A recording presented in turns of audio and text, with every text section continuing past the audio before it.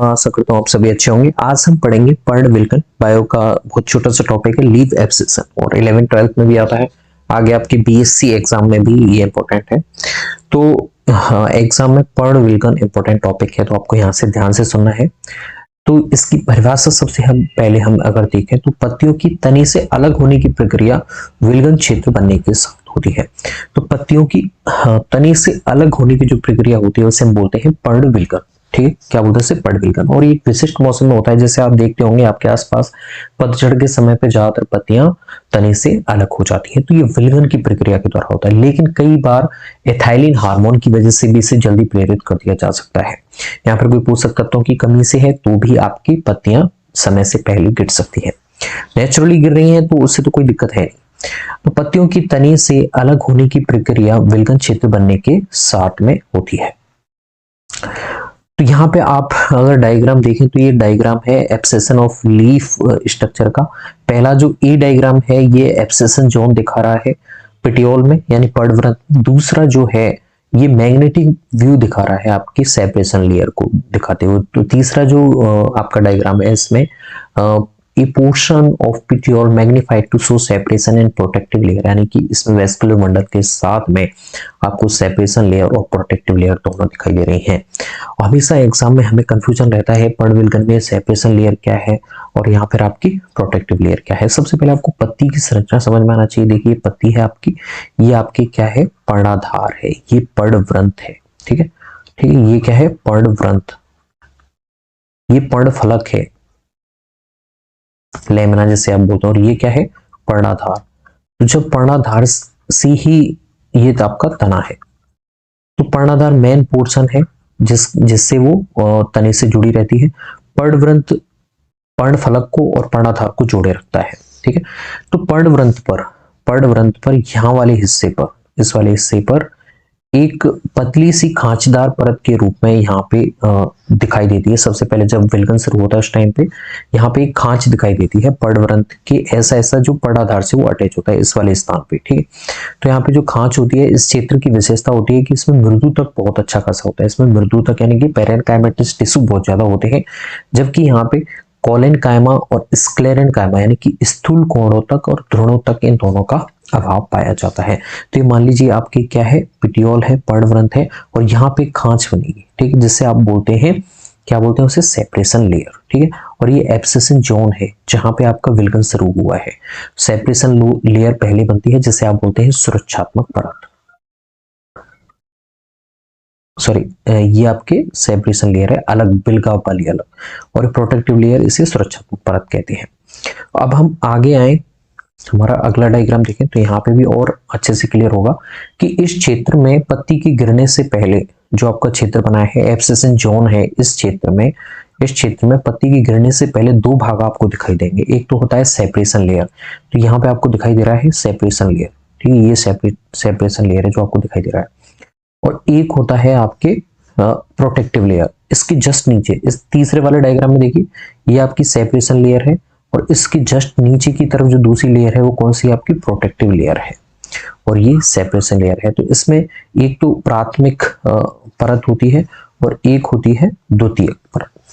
ठीक है, separation layer में। तो यहाँ पे अगर हम देखें प्राथमिक जो रच्ची परत होती है उसका निर्माण कैसे होता है? ओके गाइस, तो यहाँ पे सेपरेशन लेयर आपको दिखाई दे रही है, ये सेपरेशन लेयर है और ये आपकी प्रोटेक्टिव लेयर है। अब यहाँ पे आपको ध्यान रखना है, सेपरेशन लेयर तो सिंगल होती है, केवल एक ही होती है, जबकि प्रोटेक्टिव लेयर, ये मेरे को इधर लिखना था तो मैं इसे मिटा देता हूँ। ओके, और हम इसे लिख देते हैं। प्रोटेक्टिव लेयर कितने प्रकार की होती है? दो प्रकार की। एक तो प्राइमरी प्रोटेक्टिव लेयर और एक होती है सेकेंडरी प्रोटेक्टिव लेयर। आपको ध्यान रखना है कि जो भाग एब्सेशन जोन है इसमें पत्ती के गिरने से पहले आपको दो भाग दिखाई देंगे। सबसे पहले सेपरेशन लेयर दिखाई देगी, ये आपकी सेपरेशन लेयर है, और इसके अंदर की तरफ एक और लेयर परत होती है जो रक्षा का काम करती है। जो पत्ती गिरेगी उसके बाद में जो ऊतक ओपन में आ जाएंगे उसको निर्जलीकरण से बचाने के लिए, किससे बचाने के लिए? डिहाइड्रेशन से बचाने के लिए, और साथ में कोई संक्रमण से बचाने के लिए, इन्फेक्शन से बचाने के लिए एक रक्षात्मक परत का निर्माण होता है जिसे आप बोलते हैं प्रोटेक्टिव लेयर। इसमें दो लेयर बनती है। प्राथमिक जो रच्ची परत होती है उसका निर्माण होता है लिग्निन और सुबेरिन के जमाव से। इसमें लिग्निन और सुबेरिन जम जाते हैं। उसकी वजह से जहां पे भी सुबेरिन आ गया तो ये कैसा हो जाता है, जल विरोधी हो जाता है, तो इसकी वजह से वो वहां पे इन्फेक्शन होना असंभव हो जाता है बिल्कुल। जबकि दूसरी जो रच्ची परत होती है वो बेसिकली पेरिडर्म होती है, जो आपकी जो कोर कैमियम होती है वो बनाती है, यानी कि जो फेलोजन होती है वो पेरिडर्म बनाती है। तीनों मिला के आपकी कॉर्क होती है बाहर और एक आपकी सेकेंडरी कॉर्टेक्स होता है अंदर। तो फेलम, फेलोजन और फेलोडर्म, सेकेंडरी कॉर्टेक्स को आप अदर वर्ड में क्या बोल सकते हो, फेलोडर्म भी बोल सकते हो, फेलोडर्म, ठीक है। और कोर को आप क्या बोल सकते हो, फैलम भी बोल सकते हैं, ठीक है। फैलम में भी सुबेरिन का जमाव हो जाता है तो ये भी जल के लिए अप्रवेश्य है। प्राथमिक जो रच्ची परत है वो भी जल के लिए अप्रवेश्य है।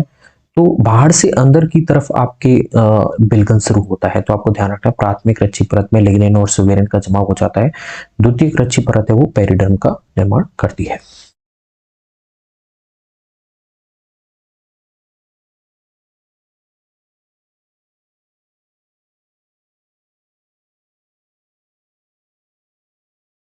वैसे इतना तो आपको पता चल गया होगा कि एक सेपरेशन लेयर बन जाती है, एक प्रोटेक्टिव लेयर बन जाती है।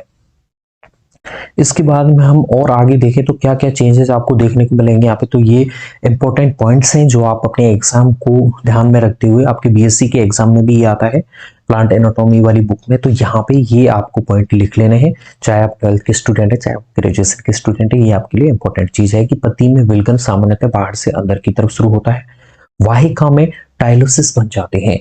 वाहिका का काम क्या होता है, पानी का संवहन करना। तो उस वाहिका में जो मृदुद की कोशिकाएं हैं वो आपकी गुब्बारेनुमा संरचना बना देती हैं। जैसे मान लीजिए ये आपकी वाहिका है, तो यहाँ पे साइड से इसके पार्श्व में से मृदुद की कोशिकाएं गुब्बारे समान अतिवृद्धियां बना देती हैं। तो ये आपकी वाहिका थी पहले। अब इसमें ये जो मृदुत्व की जो क्षेत्र है ये बहुत ज्यादा अंदर जाके प्रवेशित हो जाता है, अतिवृद्धि कर गई है, इसे हम बोलेंगे टाइलोसिस। और इसका काम क्या होता है, पानी के संवहन में बाधा उत्पन्न करना। तो गुब्बारे समान अतिवृद्धियां हैं जो वाहिका में बनती हैं और ये पानी संवहन में बाधा उत्पन्न करती है। बेसिकली क्योंकि जाइलम तो पानी संवहन का ही काम करता है, तो ये ओबियस सी बात है जाइलम में बाधा उत्पन्न करेंगे। जिस तरह से एक पाइप होती है उसमें एक कचरा आ जाता है, तो जब पानी है आपका उतनी फ्लो से नहीं बह पाता है, सेम उसी तरह से यहाँ पे पानी यहाँ से इसके थ्रू इसे पार नहीं कर पाएगा, वो इधर से जाएगा साइड से, तो ये बाधा उत्पन्न हो जाती है। अगला और क्या देखने को मिलता है, सीव ट्यूब जो आपकी चाली नलिकाएं होती हैं उनमें कैलूस का डिपोजिशन हो जाता है।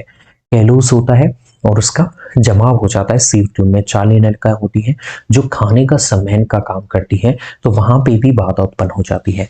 सेल वॉल और जो मिडिल लेमेला होता है वो डिसॉल्व, उसे खत्म डिसॉल्व यानी कि अपघटित करने के लिए कई एंजाइम वहां पे एक्टिव हो जाते हैं।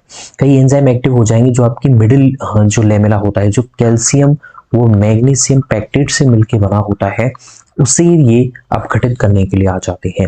और इथाइलिन इन एंजाइम को एक्टिवेट करता है, तो इसीलिए इथाइलिन को आप क्या बोलते हैं, इथाइलिन क्या होता है, ये भी आपको ध्यान रखना है कि इथाइलिन दोनों श्रेणियों में आता है।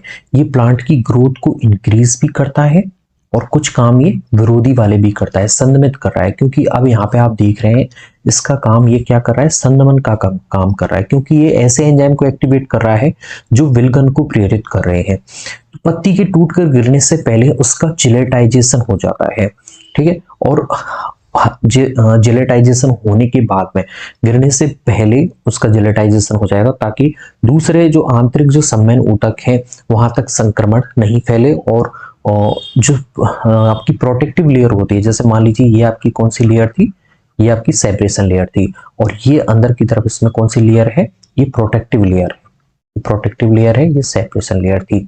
तो अब जो पत्ती है वो केवल कुछ ही संवहन ऊतकों से जुड़ी रहती है। पत्ती कैसी जुड़ी है, मात्र पतले से संवहन ऊतकों से तने से जुड़ी रहती है, और एक हवा का झोंका आता है तो ये आपकी पत्ती अलग हो जाती है। तो ये कुछ आपको ध्यान रखने हैं कि वाहिका में टाइलोसिस बन जाता है, सीव ट्यूब में कैलोस जमा हो जाता है, एथाइलिन ऐसे एंजाइमों को एक्टिवेट कर देता है जो सेल वॉल और मिडिल लेमेला को डिसॉल्व करने लग जाते हैं। पत्ती के टूटकर गिरने से पहले उसका जिलेटाइजेशन हो जाता है। और सेपरेशन लेयर मैंने आपको बताया है क्यों बनती है आपकी प्रोटेक्टिव लेयर, सेपरेशन लेयर के बाद में, क्योंकि इसका काम होता है जो डिहाइड्रेशन से बचाना और ऊतकों में अंदर संक्रमण नहीं फैल पाए, क्योंकि आपका जो एब्सेशन जोन में है ना, वहां पे जो खांच बनती है वो एक तरह से ओपन टिश्यू है, वहां पे कोई सा भी संक्रमण हो सकता है। इस वजह से उस संक्रमण से सुरक्षा देने के लिए ये इस लेयर का निर्माण हुआ है, प्रोटेक्टिव लेयर का। इसकी जो प्राथमिक परत है उसमें लिग्निन और सुबेरिन का जमाव होता है, दूसरी परत होती है वो बेसिकली पेरिडर्म ही होती है। ठीक है, तो गैस ये मैंने आपको बताने की ट्राई की है आपका पर्णविलगन, पत्तियों की तने से अलग होने की प्रक्रिया। आई होप गैस आपको समझ में आया होगा। If you any problem then comment out. Thanks.